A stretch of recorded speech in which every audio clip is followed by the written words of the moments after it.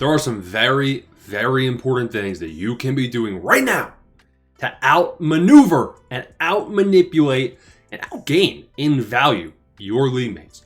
These are the moves you got to make. Dominate your league's market value. Today, 3 tiers of players, right? There's 3 tiers of players of a bunch of sells, a bunch of buys, a bunch of stuff you can be doing within these 3 tiers of literally just lateral moves. But these lateral moves are actually value wins. We're going to talk about those 3 tiers today. We're also going to talk about picks and pick value.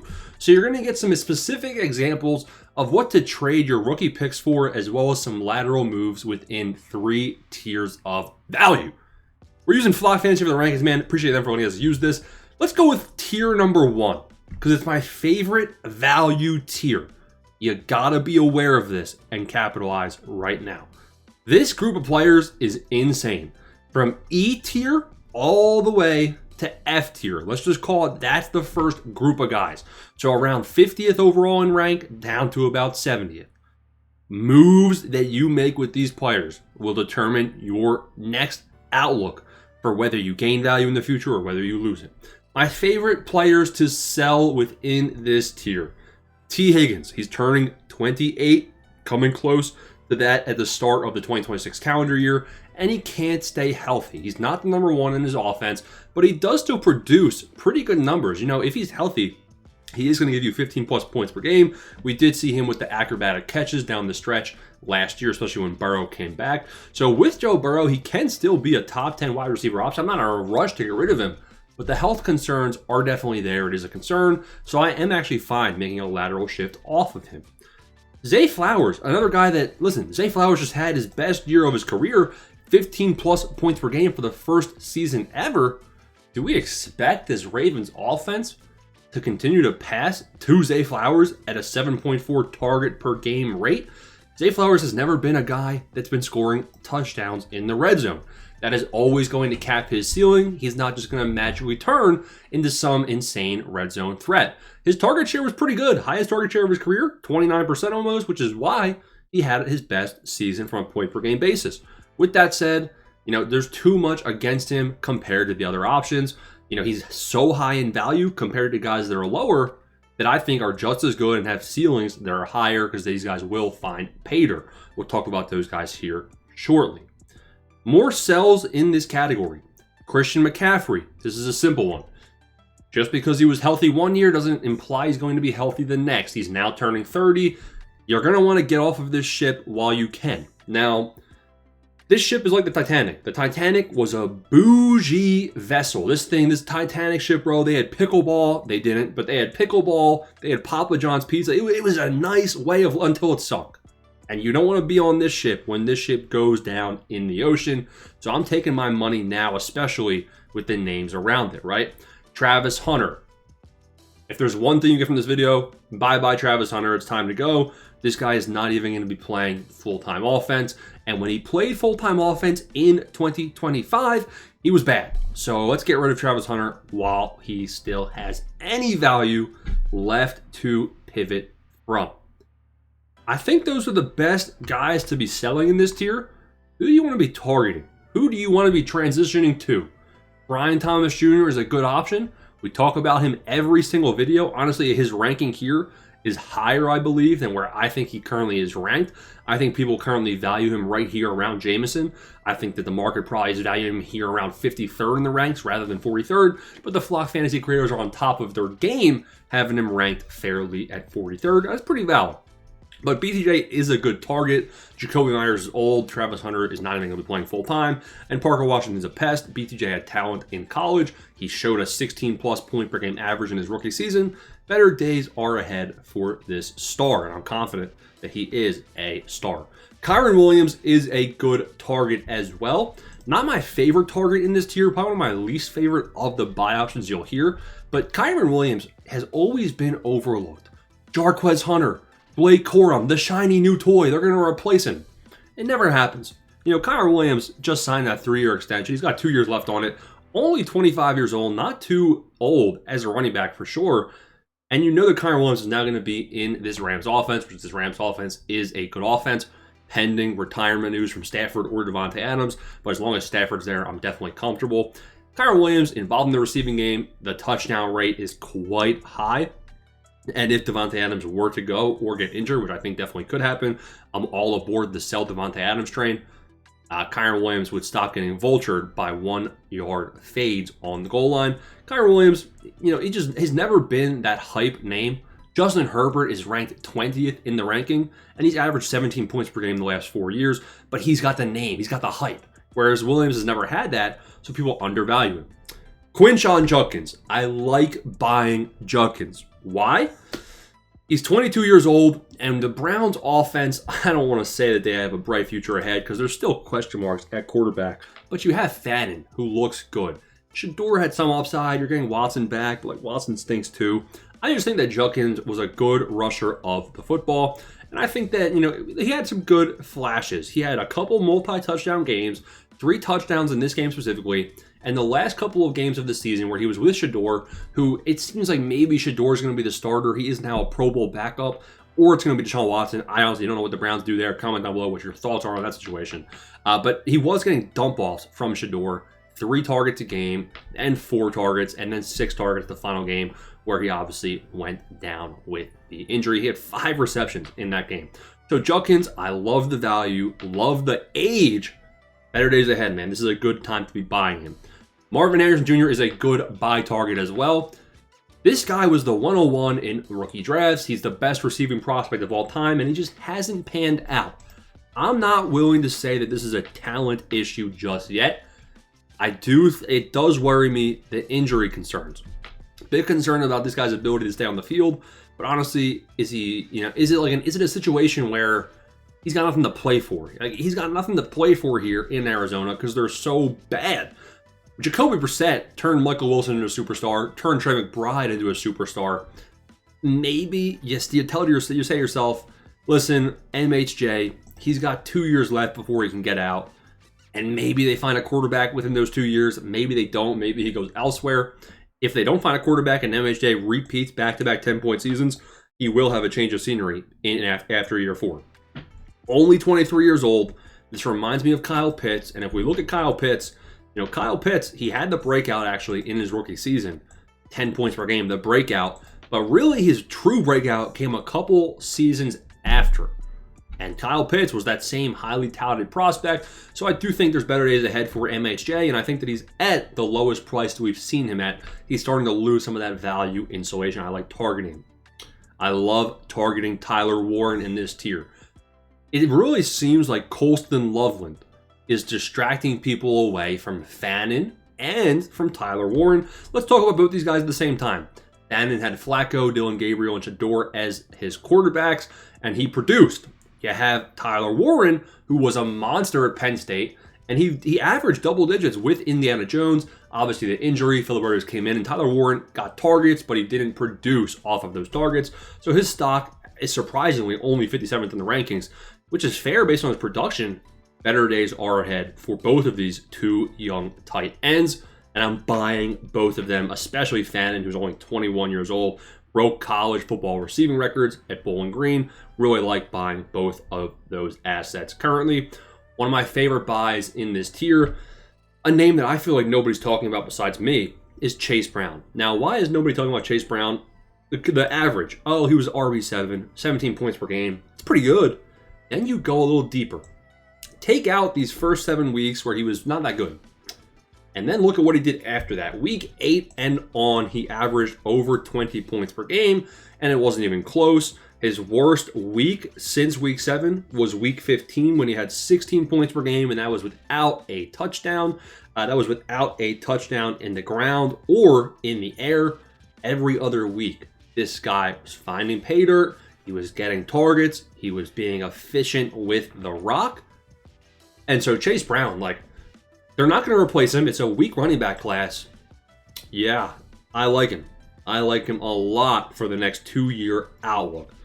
Scam Darnold, RJ Harvey, I'd rather have Chase Brown than RJ Harvey. They're the same age, to be honest. But RJ Harvey is a poor man's Chase Brown. I do think RJ Harvey has better days ahead as well. I really liked his receiving role. I don't think they bring J.K. Dobbins back. If they do bring J.K. Dobbins back, it's going to be on a 1 year, $2 million contract. This will be R.J. Harvey's backfield, and we saw that happening in the back half of the season. And then all three of these running backs are the best buy targets in this tier as well. So you can see, like, Scatabo, Javonte. If Javante's back with Dallas, it's great. Kenneth Walker, I think, is underranked currently, especially with the Charbonnet injury. I think he should be higher. I think you're going to have a hard time buying him at this price. And then Scatabo will be back for OTAs. He's old. I'm a little worried about his running style, but he averaged over 15 points per game. Quick breakdown on those three. So there's a lot of great buy targets here from this 40th to 70th overall range, paired with a lot of guys to be tearing off of. That's tier 1. That's the first move to be making to dominate market value. Second tier of players is a lot smaller, but just as impactful. It consists of Scam Laporta, name number 1, Tyler Shuck, name number 2, and then we go a little bit lower, Kyle Pitts and Gatson. Now, there's an argument to be made that Pitts and Gatson are a tier below Shuck and Laporta, and they are, but I'm going to put them all in the same tier for now. So guys to be selling to pivot to Laporta, pivot to Shuck. I mean, I'm seeing a lot of good names to be doing right now. Like Pearsall, I'm fine pivoting off of him. Michael Wilson, Michael Spitman, you're gone. Kyler Murray. If you can trade Kyler Murray for Shuck, that's a move that I am willing to make right now. Indiana Jones isn't a terrible move to be making. Bryce Young for Shuck is not an awful move to be making. And when I'm saying that, right, like you look at the value, you're saying, why would I do that 1 for 1? I'm losing on value. Well, I think that Shuck should be somewhere up here around Scam Darnold currently. And I think that we see him move higher as we see him in 2026 get more and more opportunities. Now, with that said, while he's currently ranked low, you can pivot from Bryce Young to Shuck and get something on top of it. That's not going to be something that you can do for much longer in my eyes. So those are a couple of guys to be selling around him. And then if you go a little bit lower, Terry McLaurin, goodbye. Sutton, goodbye. Henry, goodbye. Stafford for Shuck. If you can do that, you are a miracle worker. I mean, Stafford, we don't know how much years he's got left in the tank, and I think Shuck can average just as high points per game as Stafford. Let's go to Shuck first because of the rushing upside. Look at the game logs. It is skewed with his career average because he had a couple very bad games the first couple of weeks of his career. If we look at the final 6-week sample size, he averaged 20 points per game. He averaged almost like 275-ish passing yards per game. That's pretty solid. He threw a couple passing touchdowns. Pretty good. But what I like to see is that he averaged close to, 27, 28 rushing yards per game. That's a pretty good floor to have as a quarterback. The Saints have a top 10 pick in the draft. They're probably going to go grab Jeremiah Love. Maybe they grab Jordan Tyson. So they're linked in mock drafts to offense and helping out Tyler Shuck, who already has Olave. It seems like a dream situation, to be honest. I don't know why people are so out on Shuck, who is a rookie, had the draft capital. Obviously wasn't a hype name, bit of a surprise pick there, but I like him a lot. Scam Laporta, this guy has been printing double-digit tight end seasons for the last 3 years. No one's talking about it because he was injured. Everyone forgot this guy existed, honestly, even including me. Don't let the shiny new toys fool you with Fannin, with Loveland, with Gatson. Like, Laporta is not necessarily as good as those guys or as good upside because those guys are younger, brighter futures ahead potentially. We don't know what the ceiling is, but Laporta is still a consistent, reliable tight end option, and I think he is undervalued. I'd pivot off of the guys we talked about. Kyle Pitts, we mentioned him earlier. This guy just had the breakout year, 13 points per game. He's a free agent. I don't know if he's going to sign back with Atlanta. I'd be surprised if he didn't, to be completely honest with you. Penix does worry me, but say his name. Kyle Pitts is not someone deserving to be 100th overall, especially in tight end premium, man. Gatson worries me with too many mouths to feed there in Los Angeles. But I think this guy did show some talent. It also worries me he fell off a bit down the stretch. My brain was breaking trying to explain like this 4-week stretch, right? Like, I'm trying to think. Gatson had so much hype. People were thinking this guy was going to be the next Shannon Sharp over week 6 to week 9, the breakout. This guy didn't get any he was a healthy scratch the first 2 weeks of the year. And then he got limited opportunities. Finally, he got his shot, made the most of his shot, and then it was just not good. Everything was he was limited again, right?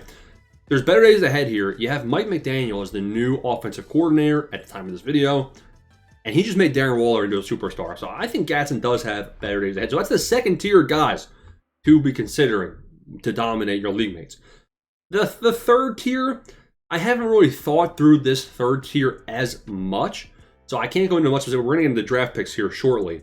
But really, this third tier, guys, I like pivoting from McBride to Bowers for the 3-year age reduction. And I think Brock Bowers has the similar upside. He'd be just as good in McBride's situation with Brissett. Obviously, that's not the case. But Brock Bowers had 14.6 point per game average in 2025 in an awful situation. So I like Bowers. I really like Jackson Dart. I really like Pickens if he resigns. I really like Hampton. But this third tier by itself is really Jackson Dart, guys. Like, if there's one thing that I can tell you right now, is Jackson Dart is too low in these rankings. Justin Herbert is too high in these rankings. Let's just do the math. 17 average, 17 average, 18 average, 17 average. Not that good. As a rookie who's 5 years younger, he averaged 19 points per game. He gave you 38 rushing yards per game. He gave you 3 rushing touchdowns every 4 games. Jackson Dart is the Giants' future. Let's go take a look over at draft picks. What can you trade your draft picks for to dominate your league mates? Honestly, if you have the first overall selection, you're trading it for a cornerstone asset. I don't like what the early first is ranked here on Keep Trade Cut. Keep in mind, that's not specifically the 101. The 101, you are trading for something above Ashton Genty in value. We have videos breaking this all down. Honestly, an early first with Mekhi Lemon, Carnell Tate, Jordan Tyson. I'm not in a rush to sell those picks either. All 3 of those guys have their shortcomings. Injury concerns. Mekhi Lemon is undersized and slow. And then Carnell Tate, we've never seen him hit 1,000 yards in college. He's good at everything, but doesn't really excel at anything besides body control. So they all have their shortcomings. They all have their potential ceilings. I could see Carnell Tate being a George Pickens 2.0. But I'm not really in a rush till that early first. Now, when we get to the mid first, this is where I would start potentially shopping this pick, and especially second round picks. So this is a late first on value here on Keep Trade Cut. And let's go back. Was the mid first over here on this page? Because that would be fantastic for you guys. The 2027 mid first is here. 2026 mid first is obviously ranked lower right now. There it is, 67th overall in rankings. So that mid first puts you in that tier of players. That's why I wanted to come full circle. We talked about that tier, guys, from 40th overall to 70th overall. You might be telling yourself, I don't those sell options in that range. You don't have those sell options, or maybe you disagree. Okay, ship away your mid first. The mid first this year is kind of Dusty Depot. You're gonna have Mendoza. You're gonna have Kenyon Sadiq. Would I rather have Kenyon Sadiq or Harold Fannin? It's not even close. I'd rather have Harold Fannin. We just saw him produce. We don't know what Sadiq is. There's too much unknown. So I would just ship that mid first away for Harold Fannin and get into that tier. BTJ, Chase Brown, a mid first. Listen. The mid first, the 106, 107, 108, you're probably going to see guys like Jadarian Price, guys like Jonah Coleman. I think Jonah Coleman is a better chance than Jadarian Price, but honestly, those guys are going to be round 2, round 3 backs. They're kind of dart throws. So I think Chase Brown, who's averaging 20 points per game over the back half, I'm comfortable sending a mid first for him, and I'm not even going to bat an eye. So I wanted to show you guys the mid first can buy your way into that middle tier. And I wanted to show you full circle, wrap the video up, boys. Smash like, subscribe, join the Patreon, join the Discord, that a late first can buy you into that last tier of players, Laporta, Shuck, and maybe, depending on what website you're looking at the rankings on, you could also find some guys that are sliding out of that second tier to the value of this, like Javonte Williams for a late first. If you can pull that off and Javonte re-signs with Dallas, that is a good deal, man. It's a good deal because Javonte's red zone rate and red zone usage is quite impressive. So I really hope this video helps you dominate your market value. Thanks for watching. Smash like, subscribe button. These tiers get me excited, man. There's a lot of moves to be made.